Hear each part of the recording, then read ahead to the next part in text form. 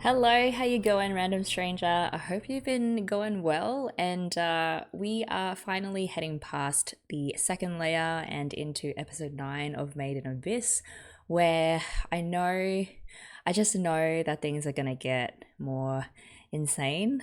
So, last episode, we got some really fascinating answers around Lyza and her supposed motivation for leaving Riko behind in the care of Lita and then like going back into the abyss herself.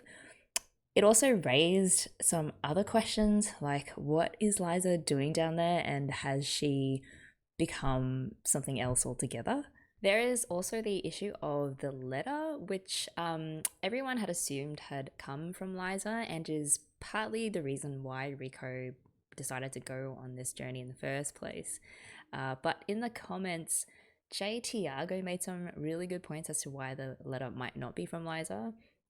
In that, Lyza said that she was going away so that Riko would be free to choose whatever path that she wants, and to send a letter that basically says, come down, I'm waiting for you, makes no sense, as that would mean that Lyza sent that letter on purpose to, I guess, make her daughter go down into the abyss to look for her. So there's also, of course, how Ozen said the message probably wasn't written by Lyza because of the types of glyphs that were used. And I don't know, I also think that something else other than Lyza is like beckoning Riko downwards, down the abyss. Either it's Lyza but not Lyza in that she's been turned into something else, or there's some other dark power or terrible thing that we'll get introduced to probably very soon. Last episode was also pretty heavy with the flashbacks, which I loved. So it was the first time that we got to see like Liza's face fully, and Widow Senpai made the point that that's because Ozen finally remembered what Lyza looked like. And yeah, there was this line that Ozen threw out in the last episode. It was like she didn't want to let Reg and Riko go until more memories came back to her. So I guess that means seeing the kids somehow helps Ozen dig up these memories of Lyza that she's buried for all of these years. Either because Riko reminds her of Lyza in that there is such a strong resemblance there, both physically and also in spirit, or more interestingly, that Reg also helps Ozen remember Lyza. And that kind of makes me think that Ozen maybe is aware of a potential connection between Lyza and Reg. All right, just one last thought that struck me after posting the last reaction. And if you're not like a Lord of the Rings fan, please feel free to skip this part. But I couldn't help but think that the White Whistles, whom we heard more about from Ozen, remind me a lot of the Nazgul or the Nine Kings in Lord of the Rings.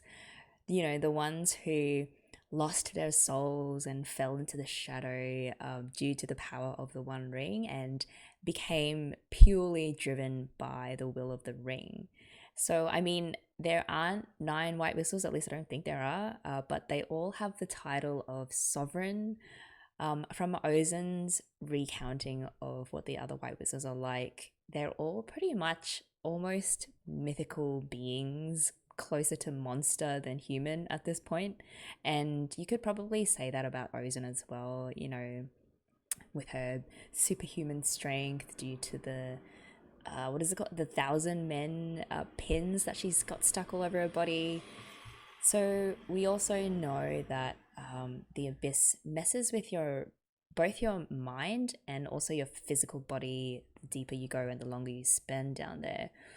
And the more it kind like its will kind of overtakes your own. Of course, there's also the whole it eats away at your humanity. And every time a white whistle is talked about, or even whenever Ozen is shown on screen, they are always, or most of the time, they are engulfed in this kind of darkness. Every one of them except Lyza, which is really interesting. So I'm wondering, was Lyza somehow the only white whistle that who was able to retain key parts of her humanity? And in this Lord of the Rings analogy, wouldn't that kind of make Lyza sort of comparable to Frodo?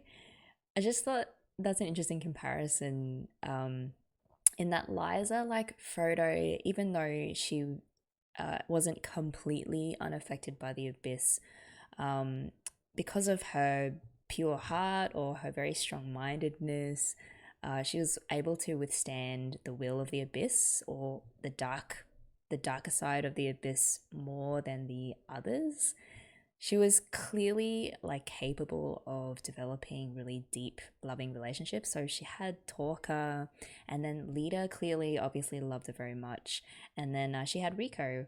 So I don't know, there's some very common themes there about the importance of the goodness of people's hearts and love and relationships and all of that, which I found very interesting.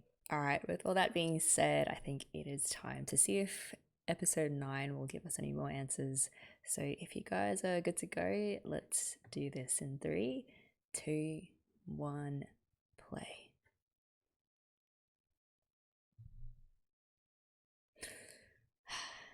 They're starting with this music and this emotional moment.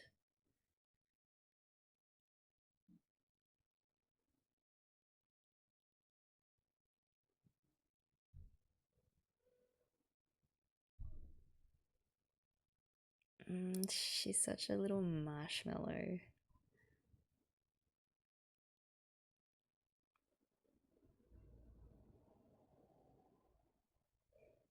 This is making me feel very nervous. Like the last time we're gonna see them happy.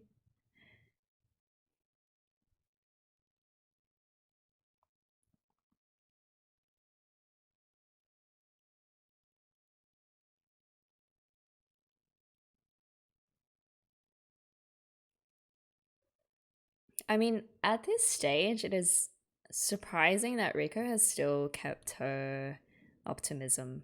She's still smiling, even though staring down into this awful hole.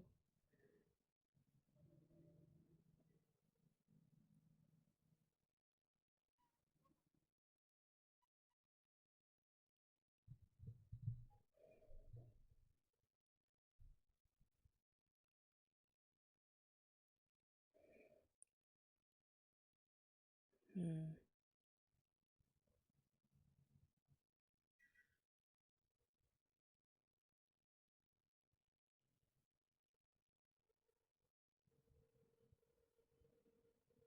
I mean, unless you become somehow immortal.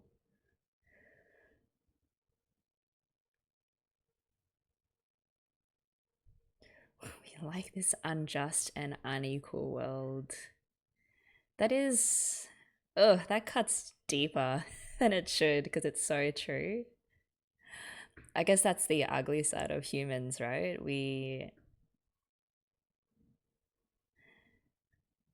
The lengths to which humans can sometimes go to get on top or, I don't know, conquer the world. There's always winners and losers, right? Not always, but a lot of the times there are. I really like that.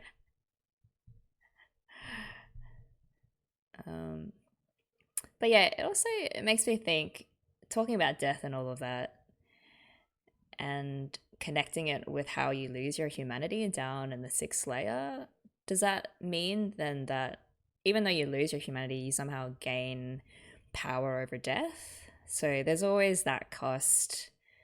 I mean, it's a deal with the devil, right? It's sort of a trope that is as old as time.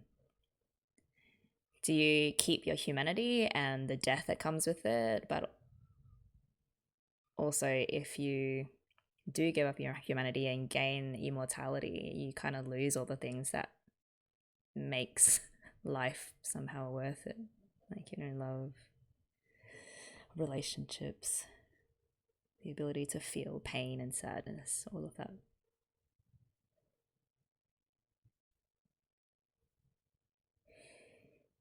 Nat.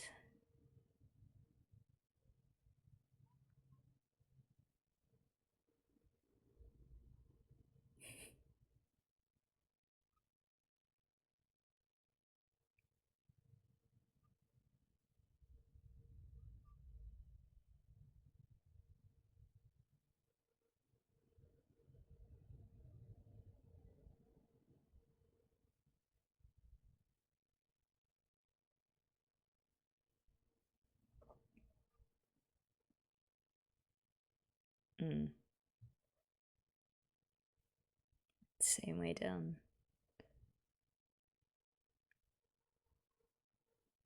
Ah, man. Oh, the string music that they're using right now is really cool. Kind of puts you on edge a bit. Okay, those monsters look really cute. Not that one.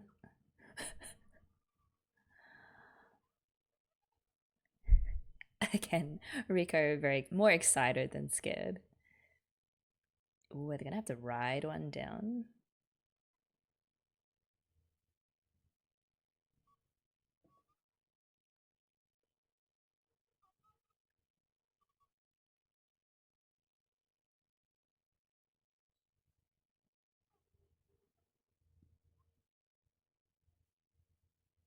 Wait, what is she doing with them? Um, are they like just clearing a path for them? Well, I mean, that's very smart, but poor things.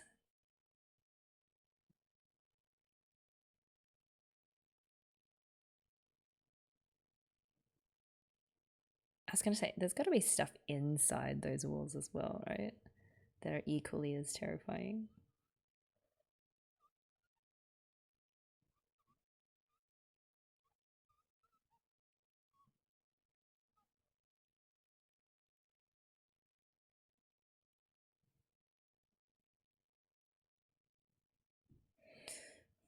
I wonder if his memories come back the more further down they go.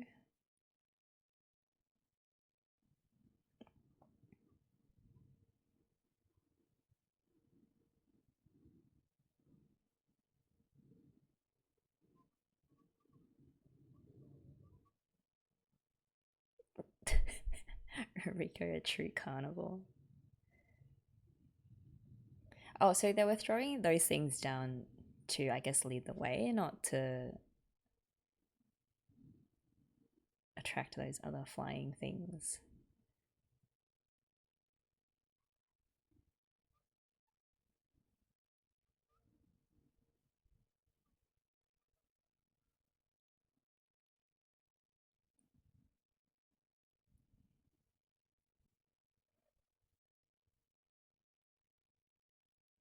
Yeah, I mean, it's a ship.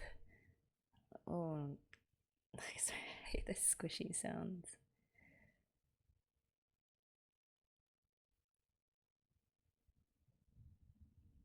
Oh no.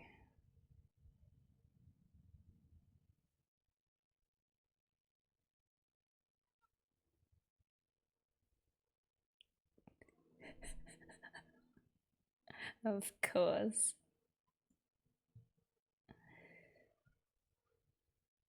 Oh, those pincer things are nasty. This music is amazing. It's very avant garde violin music.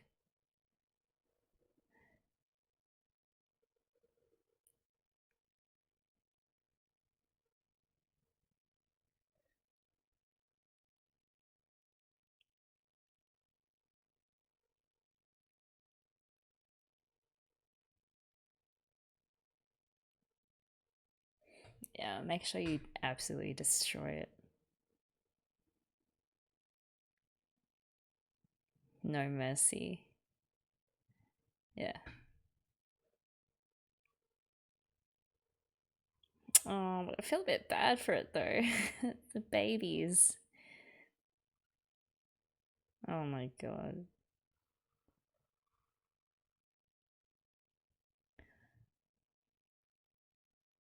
I feel like, isn't its mate gonna come and be like, you slaughtered my wife? Oh my god, Rico.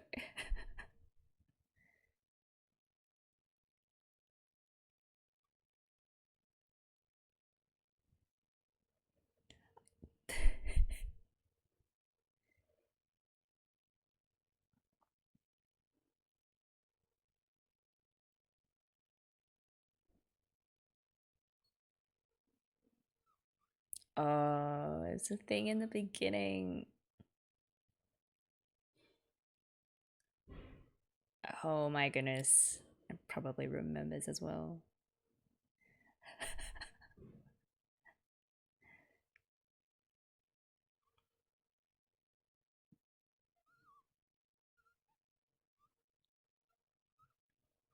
It's so random how they were just all stuck there in the hole.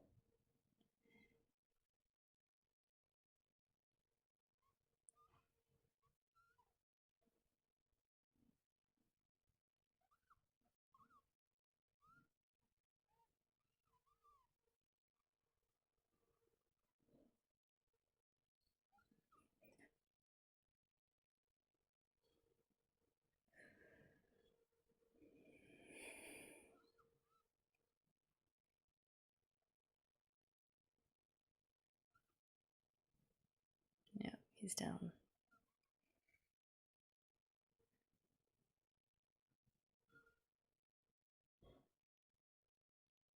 Yeah, why do I have a feeling that that's exactly what she's not gonna do?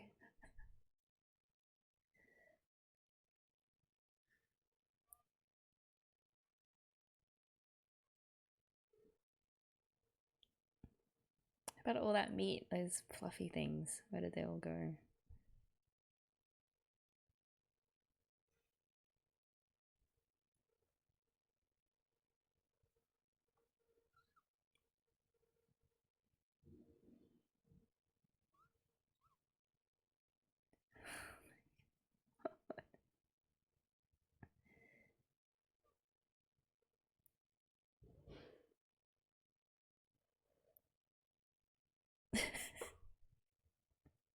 It's like telling Rika to stay in one place and don't do anything is just.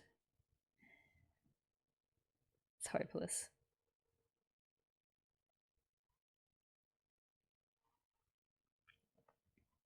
Especially when she's so hungry. She'll do anything for some meat.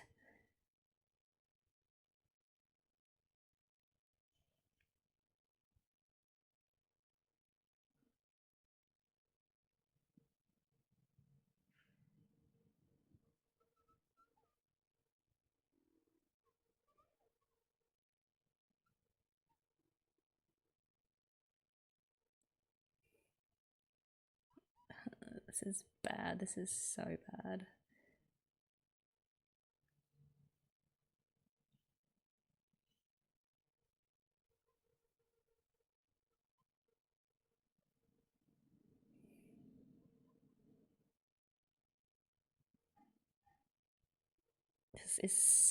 This has like trap written all over it.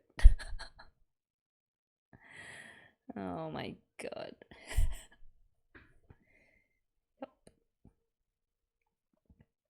Kind of like a Venus flytrap.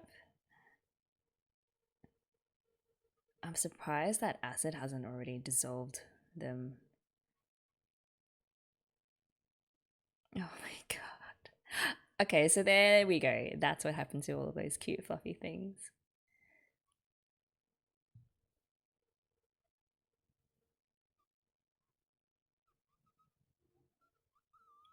Amakagame.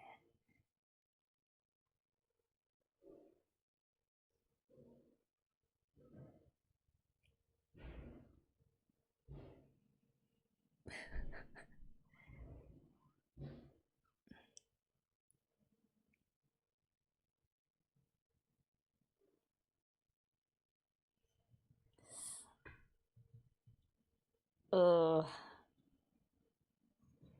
I mean, not that I feel bad for this thing, but that is an awful way to die. Getting stabbed from the inside.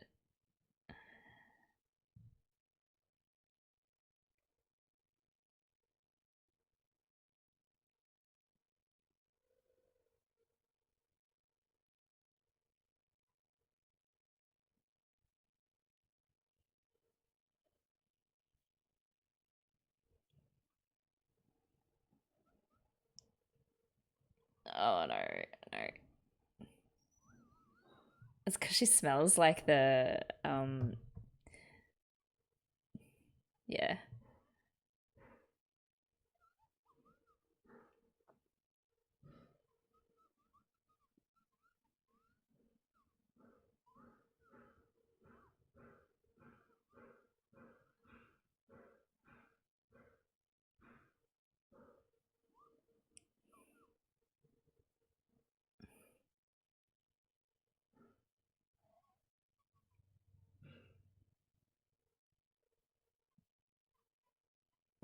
Reg is gonna be so furious.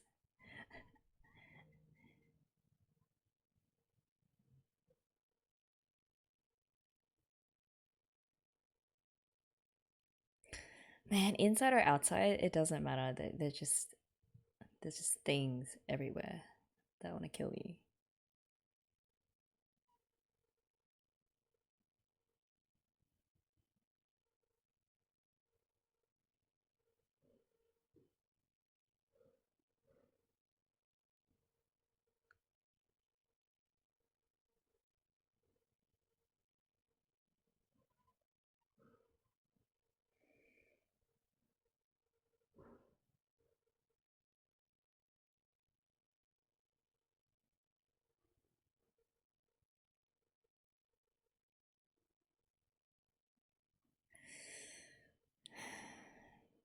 I mean, what's gonna happen? She's just gonna start vomiting,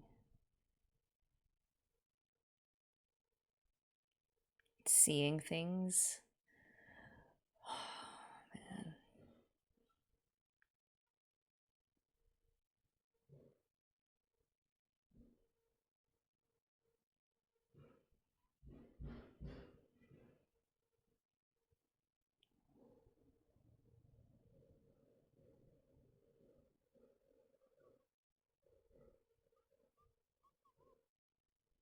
Hmm?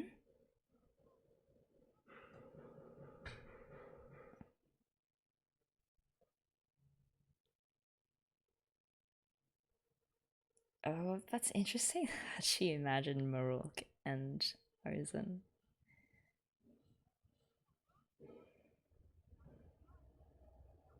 Kind of like puts them in the same category as her friends, so she trusts them, obviously.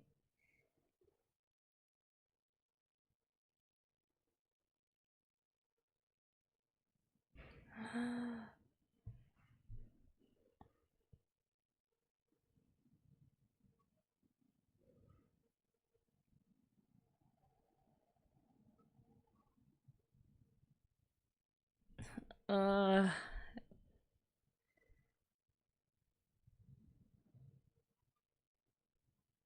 wow, this full blown hallucination. How much would she remember of her mum, though?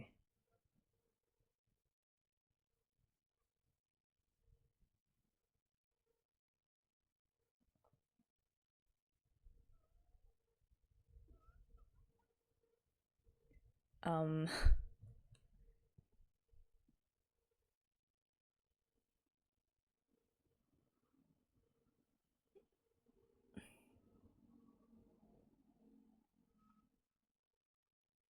this has been a full blown fantasy.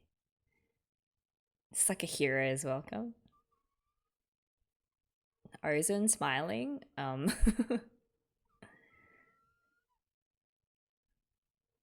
This is bad. This is bad.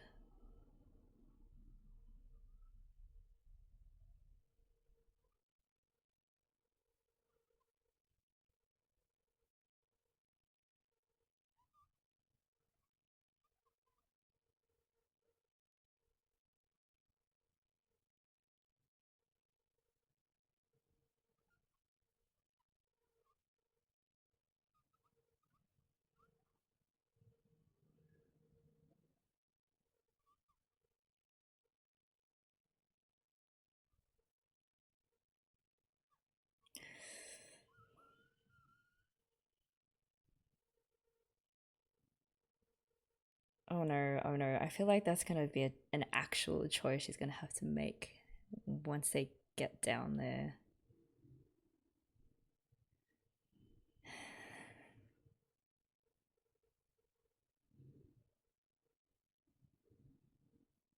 Like choosing between going back up or having Reg. Can't have both.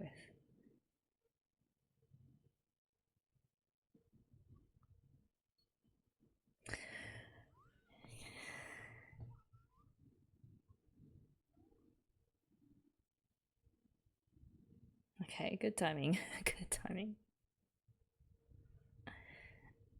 He's like, of course she's face to face with that thing.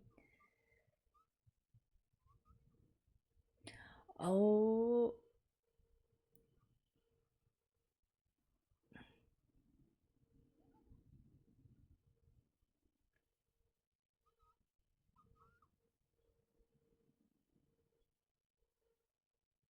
oh, I kind of wanted to see Rico use it.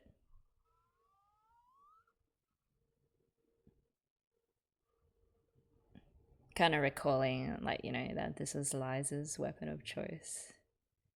Wow.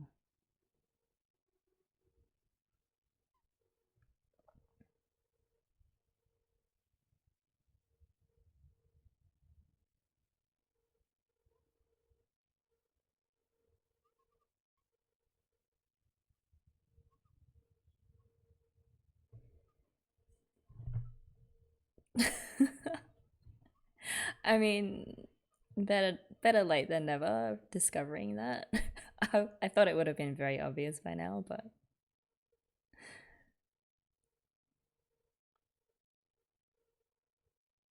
that's true as well. Like, it always seems like Reg is the one that's doing all the work and, fighting off the monsters and lowering them down. But really, Rico also,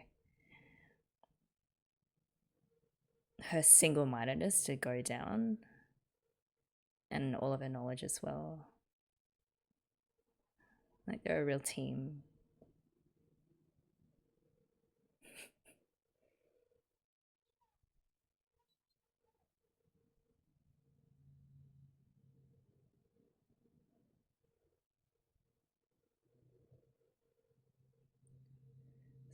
Fourth layer.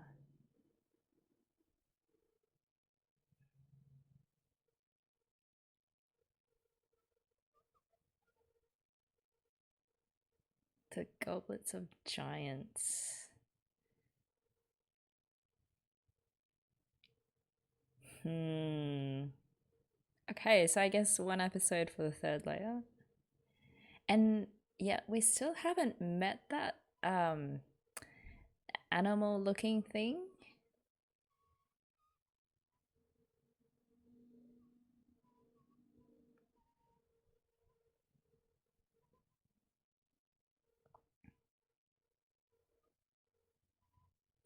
I found Marok and Ozen just peeking out.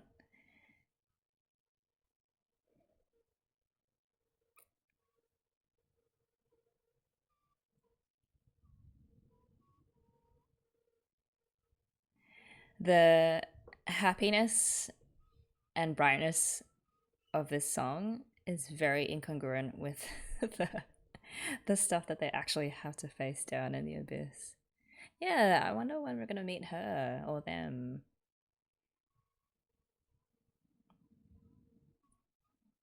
So cute.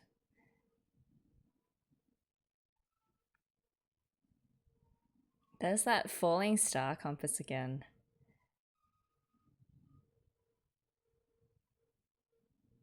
Which still hasn't emerged since Rico dropped it in like episode 2 or 3.